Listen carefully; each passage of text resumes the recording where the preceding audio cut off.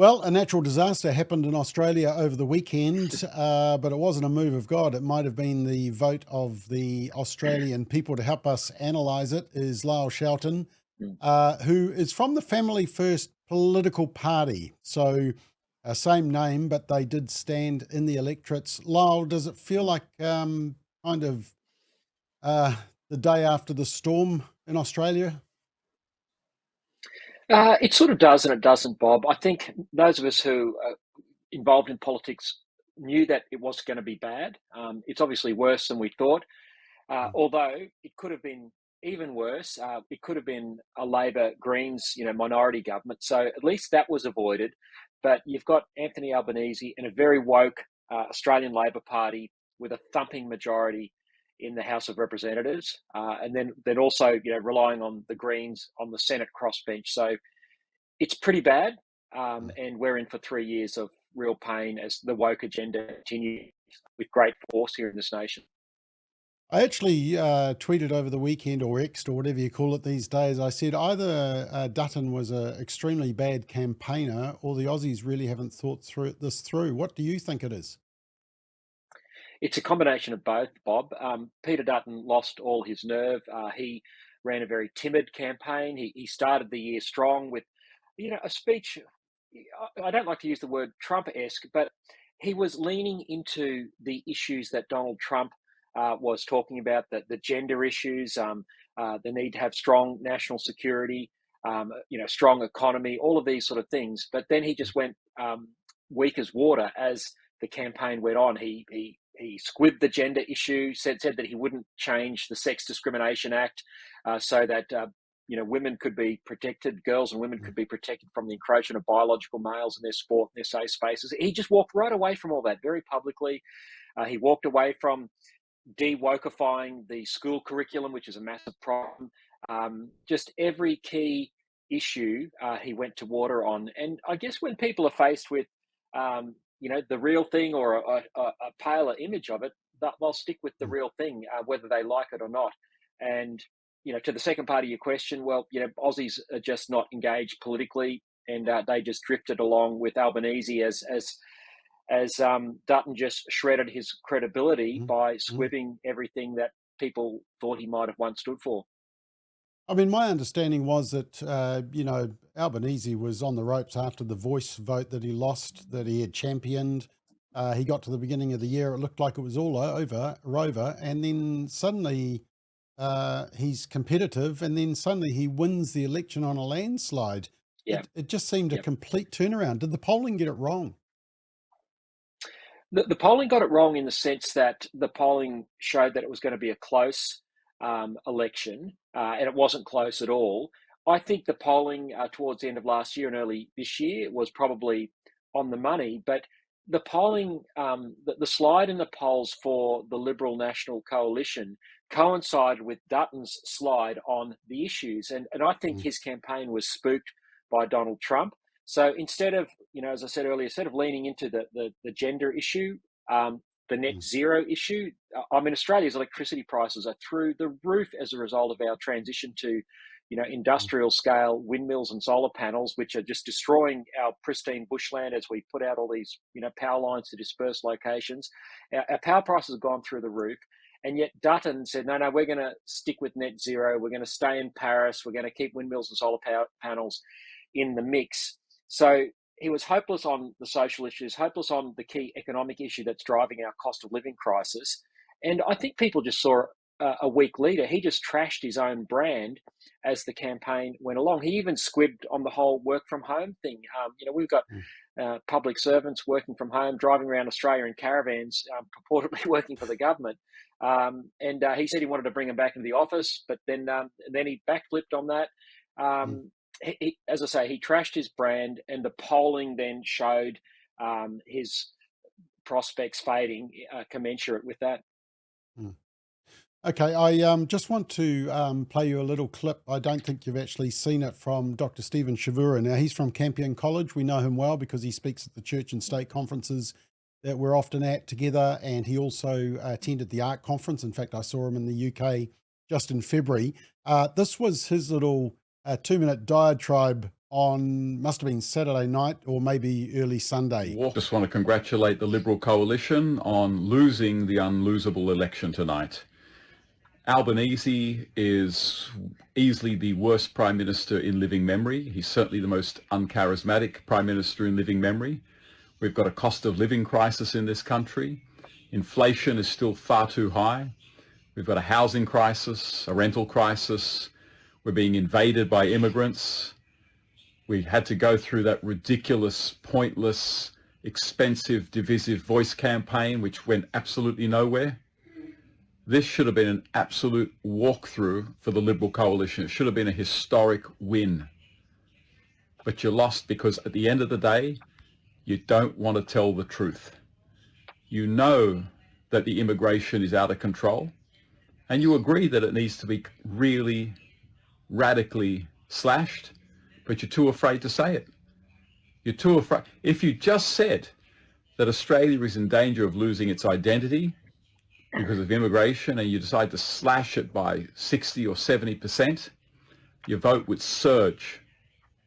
If you had the guts when asked whether you agree with the UK Supreme Court position that man and woman is defined by biology, if you just had the guts to say, I absolutely agree with that, your vote would have surged. If you had the guts to stick to what you said about Australian school kids not being educated but being indoctrinated and something needs to be done about it, if you had the guts to just stick to that truth that you knew, your vote would have surged. But you don't, because you're more afraid of what a left-wing media that will never support you anyway, you're more afraid of what they think of you than you are of what the Australian public thinks of you. And you're more afraid of the left-wing media than you are for the future of this country, which is going down the drain. We could have turned a corner tonight, but we haven't. Things are now going to get worse because ultimately the Liberal Party is so caught up in its own factions, so afraid of the media that it won't tell the truth and won't do what needs to be done. So congratulations, Liberal Party, on losing the unlosable election. If anyone could do it, it was you.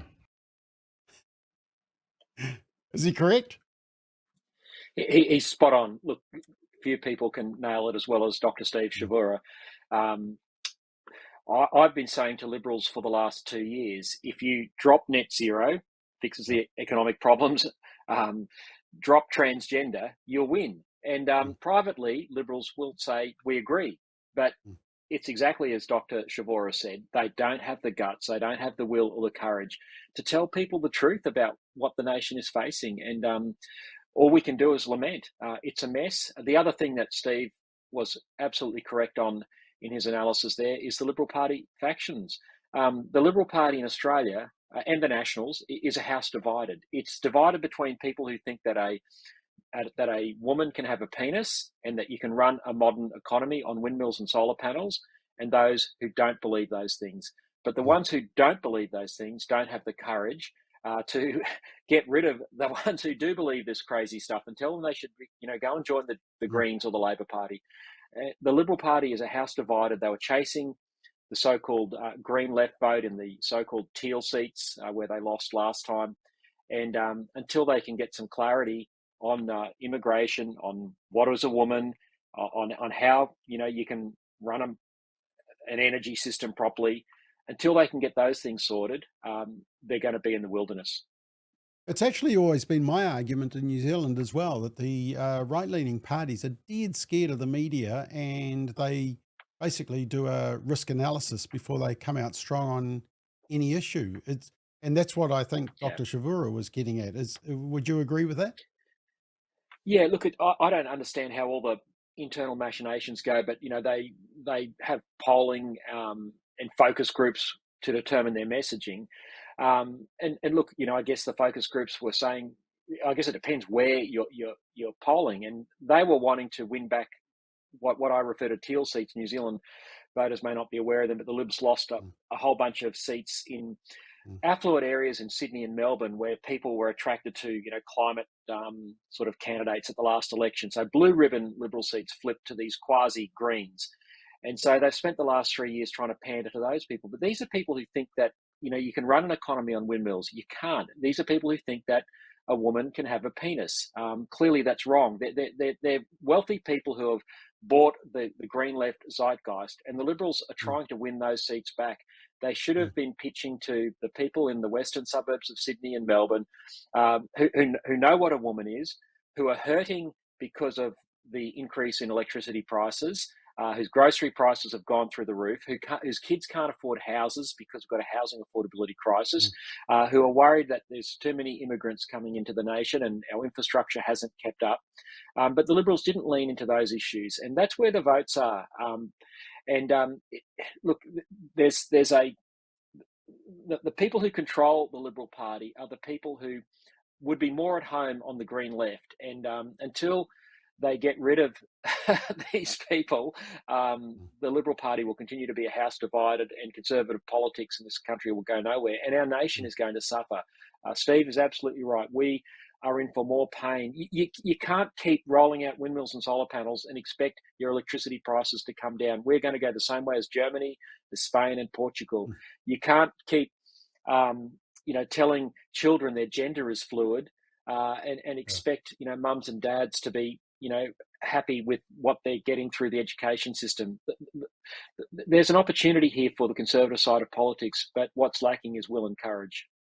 And I actually thought that the blackout in Europe would have actually helped the whole argument of the conservative side. Mate, Peter Button squibbed that question. He said, we're still waiting to hear what the Spanish and the Portuguese authorities have to say. It was pretty clear to anyone. Okay. Peter Dutton trashed his brand. He just went weak on everything.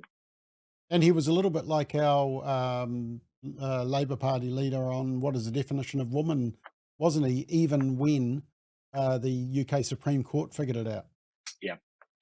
Mate, when the UK Supreme Court decision came down and Dutton was asked at a press conference, he said, look, I haven't read that judgment. And look, it's not something the Australian people are focused on. I mean, oh my God. For goodness sake, again, he trashed his own brand.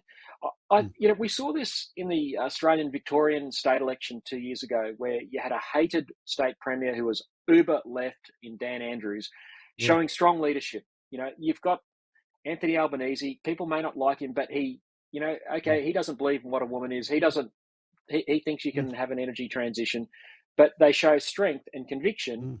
And the Liberal Party is sort of a lighter shade of that. So people will stick with the clearer shade of it, and even though they may not totally like it, but that's what's happened yet again, and it's clearly a leadership failure. Yeah, I mean, I take my head off to the radical left. They don't compromise, and they don't squib around and go all jellyfish and put their finger in the air and figure out which way the media is going to take it. I mean, they probably know the media's all but on side. The other argument, of course, is that this was just a anti-Trump election, similar to Canada. Of course, nobody is talking about what is going on in the UK with Nigel Farage and just the massive earthquake that is happening in the politics, because that doesn't fit the narrative. New Zealand, we rolled out Malcolm Turnbull, a failed prime minister. I mean, he was only there for 3 years. He rolled someone and then he was rolled. But he was the expert because he was anti-Trump. He was anti-AUKUS. How much of the election do you think was down to the anti-Trump factor? Because from what I can see, it was a minimal factor. Look, it's hard to know. I think it did play a role. I think Trump's tariffs spooked people. Australians don't like radical change. We're a comfortable country. We're apathetic. Probably, New Zealand's probably a little bit the same. And when you see destabilization happening globally, and our share market lost massive value and then regained it again the next day, all during the election campaign, that does spook people. But again, I think the Liberal Party were wrong. I think you can adopt the common sense agenda. Trump's strong on this common sense agenda. That's good. And I think people should lean into the truth of the policy that has caused the political earthquake in the US and again in the UK. But you can do it in a non-Trumpian way. I think Trump's narcissism, his belittling of his opponents, that absolutely puts people off in the antipodes. But I just think strong leadership that's clear and has common sense, I do think that would cut through. I think a Trump-like policies without the Trump-like narcissism would work in Australia, and clearly that's worked in the UK because Nigel Farage, doesn't fit the Trump-like narcissist. He's not No. bombastic. He's just clear, and I think that sort of leadership, Trump with statesmanship, is what I think we need at the moment. So, what can Australia expect in the next 3 years? How bad is it going to get? I think it's going to get very bad, Bob. The definition of insanity is keep doing the same things, expecting the same result. Hmm. That's where the Liberal Party find themselves. But Albanese in his election night speech, he doubled down on every woke agenda, on the so-called energy transition, on the Indigenous welcome to country, which is dividing our. Even though we all said no to the voice, he's doubling down on that sort of agenda. He's going to double down on the transgender stuff. We still have, despite even the New Zealand health authorities, producing reports which show this is harming children, our gender clinics are continuing to mutilate kids and sterilise them, with gay abandon. It's unbelievable. And look, all of that stuff is going to continue on steroids over the next 3 years. The only thing that's going to help Australia is more pain and a wake-up call. And I think for those of us on the sort of centre-right, we've just got to keep plugging away and not giving up, holding the line. And I think, the truth will win out in the end, but it's going to take some time. Actually, in the coverage in New Zealand, Tony Abbott was shown a number of times in the picture. And just quoting from your newsletter that you put out over the weekend, you said that Tony Abbott said he fears the energy self-harm will continue, the economic stagnation will accelerate, the social division will get worse, and the strategic peril will continue. That's the international strategy. I mean, is Tony Abbott someone that they might bring back in to try and fix up the party? Look, if only they would, Bob. But the faction that Dr. Steve and I've referred to in our conversation today hates Tony Abbott, hates what he stands for. This is the Liberal Party is a house divided. So good on Tony. He positioned himself on election night to really frame what the issues are in those 4 points you just read out, and he's spot on. But there isn't the will and the courage in the Liberal Party to attack them. That is exactly where the Liberal Party should be focusing its energies. But as I say, half the Liberal Party thinks a man can be a woman. Believes in the energy transition. And until those policy debates are put to bed, and you and I have been to the ARC conference. Experts have completely discredited the whole energy transition. Obviously, made the case incontrovertibly for marriage and family and gender. The Liberal Party's got to settle those issues. And look, I hope organisations like ARC can help bring sense to the public policy debate in our country and yours on the conservative side of politics. Until they settle these issues, they're going to continue to be a house divided. And that's just going to pave the way for the left to continue to have electoral success. Some Australians I've spoken to felt that Peter Dutton was a better option than Scott Morrison. What do you say? I think he would have been a better option. Look, both Peter Dutton and Scott Morrison are pragmatists, and therein lies the problem. That's why Morrison's prime ministership was a failure. He squibbed all the issues as well, despite at times, giving speeches and saying things that were truthful. But then when the pressure comes on from the media that you mentioned, he would go to water. And Dutton has done exactly the same thing. Right in an election campaign that was an unlosable election. Steve Chavura is absolutely right. The polling was very positive on the other side of Christmas and early in the new year. But Dutton's polling numbers slid commensurate with his squibbing on the ground that he'd staked out earlier. So, this is the problem: lack of will, lack of courage. As you mentioned, Nigel Farage, Donald Trump, be clear, be common sense, people will respond. But the Liberal Party hasn't resolved whether it wants to go down that path. And until it does, I think, minor parties like Family First and others will continue to stake out ground. The other really significant factor about this election, Bob, is the collapse in the primary vote of the major parties. Sure, Albanese has ended up with, probably close to 90 seats in the House of Representatives. The Liberals, and the Nationals only perhaps 38.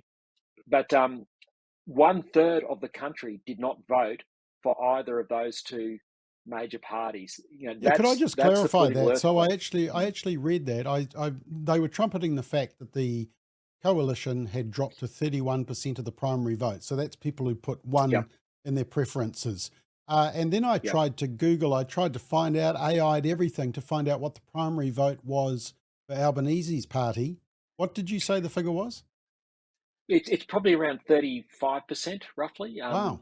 So that's not Yeah. much So better. Interestingly, that no, it wasn't reported. The media weren't shouting that. They were shouting the 31% with the coalition, yeah, but it was difficult to find yeah, that 35% figure.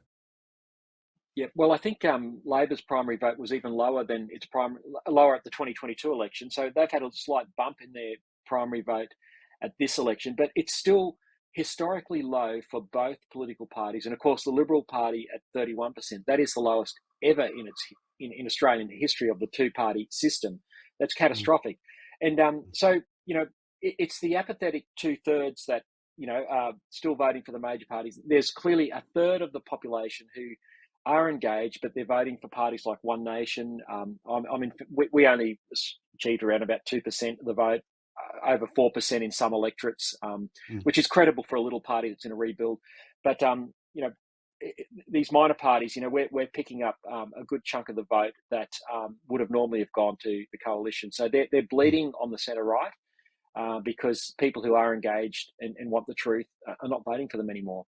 Yeah.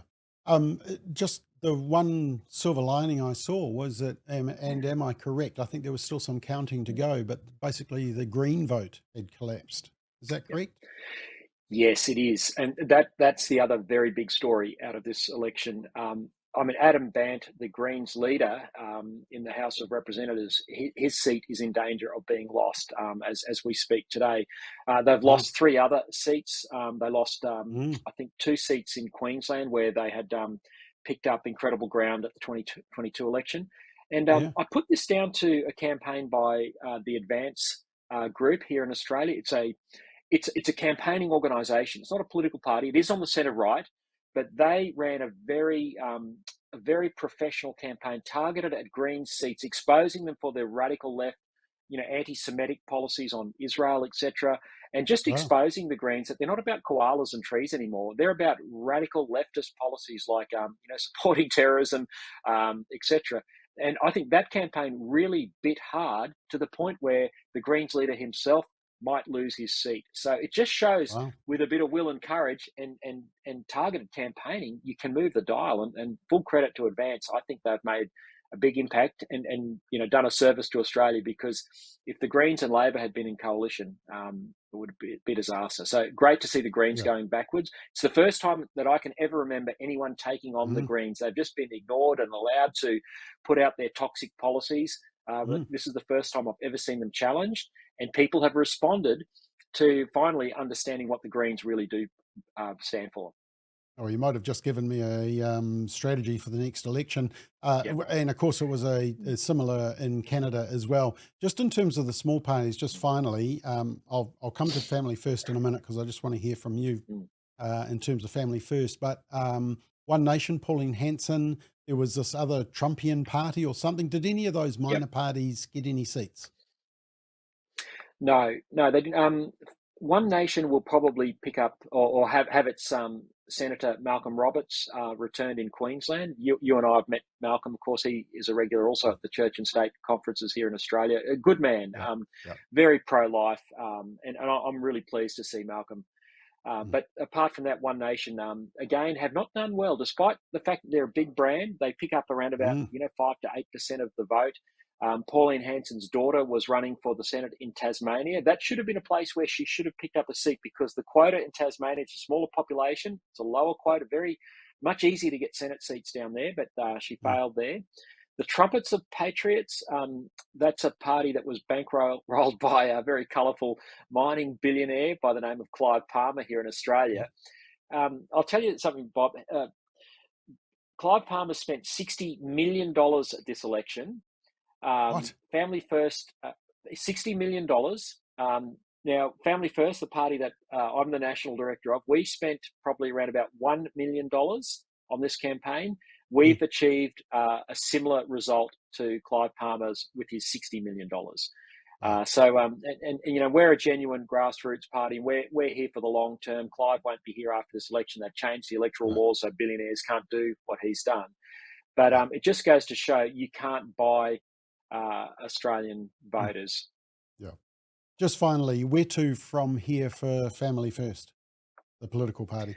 Look, we feel very encouraged. Obviously, we'd love to see a higher vote, but we're realistic as well, and we are working to a medium to long-term strategy. Our strategy at this federal election was to get the values on the ballot paper so people had the choice to vote for, family values. And we ran candidates in 100 of the 150 House of Representatives seats around the nation. We ran Senate candidates in Queensland, New South Wales, Victoria, and South Australia. We achieved over 4% of the vote in 13 lower house electorates. Now, that's important because in Australia, there's public funding for parties that achieve over 4% of the vote. So we'll pick up, a significant amount of public funding. But our aim was to, we're rebuilding. You've got to get your brand out there. And, the party's been closed down for about 6 or 7 years. So we've achieved our objective. We've got ourselves out there. We've built our on-the-ground campaign infrastructure. Where to now? We are laser-like focused on 3 upcoming state elections where there is a very reasonable chance that we can get parliamentary representation. Firstly, in South Australia, in just under 12 months' time, we're going to focus our efforts there for the South Australian Upper House. Victoria next year, and then early 2027, which is less than 22 months away, I'll be running for the New South Wales State Upper House. And we feel that we're building a platform, and we've achieved further increase of that platform over this federal election that will help us in these 3 upcoming state elections. So we're not taking our foot off the gas at all. We're encouraged, and we're going to keep going. Okay, well, Canada was a bit of a shock, and now Australia is a shock. Although it's interesting to see the contrast in the UK at the moment. So very fluid right around the world. But all the best for the continuing campaign, Lyle, and really appreciate your analysis from right inside the bubble of what was going on over the last year or so. We'll be praying for Australia because I think Australia will need our prayers. Yeah, we will. Thanks, Bob. Great to talk to you.